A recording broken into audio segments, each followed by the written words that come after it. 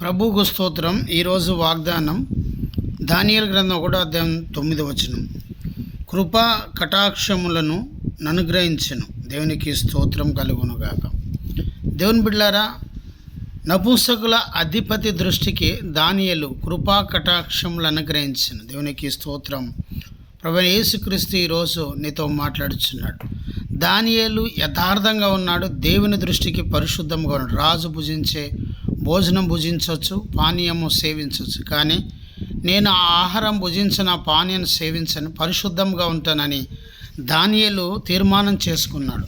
అయితే వీరిని పరీక్షించే నపుంసకుల అధిపతి మాత్రము ఒప్పుకోలేదు. వారన్నారు, కొన్ని దినములను పరీక్షించు, తర్వాత మేము ఇదే రీతిగా ఉంటాము, రాజు సన్నిధిలో మమ్మల్ని తీసుకుని వెళ్ళు, నేను మిమ్మల్ని ఏమి అనము, ఏమి చేయమని అడిగినప్పుడు నపుంసకుల అధిపతి దేవుడు ఆయనను ఆశీర్వదించినాడు కనుక ఆ కృపా కటాక్షం అనుగ్రహించినాడు. ప్రభువు స్తోత్రం కలుగునుగా.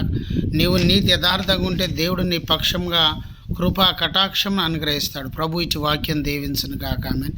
జయమనే మా యూట్యూబ్ ఛానల్ సబ్స్క్రైబ్ చేయండి, లైక్ చేయండి, షేర్ చేయండి, అనేకులకు తెలియచేయండి. మీ ప్రార్థన అవసరాలు మాకు కాల్ చేయండి. మా సెల్ నెంబర్ 9948930321. ప్రభు మిమ్మల్ని దీవించును గాక. Praise the Lord. God bless you. Amen.